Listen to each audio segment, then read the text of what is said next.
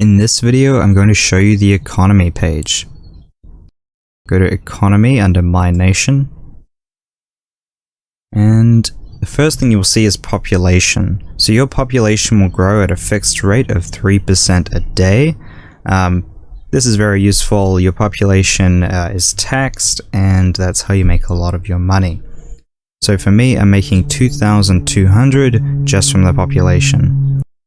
Infrastructure will also earn you a lot of money, but it does something else that's important. So every time you level up a building, it will require an additional 0.65 infrastructure.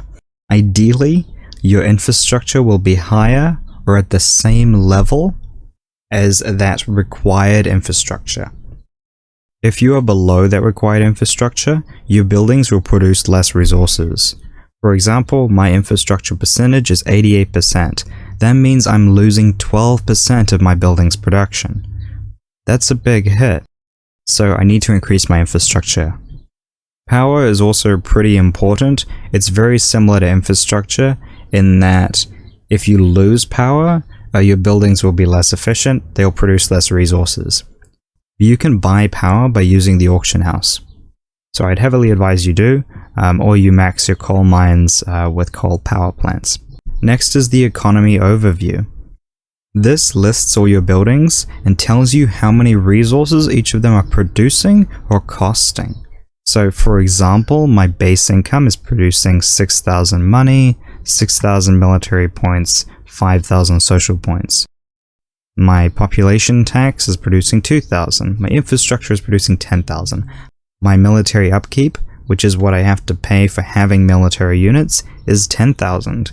So that's basically negating all my infrastructure income. And the alliance taxes are deducted. Yeah, that's most of my income gone there. I make most of my money from raiding or by working with the alliance and receiving resources from them.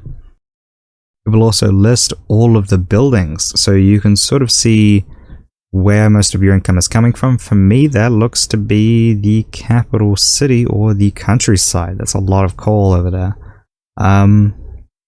And then the military just lists what my military units are and the total attacking power of those units. It's a fair amount of attack, not much defense.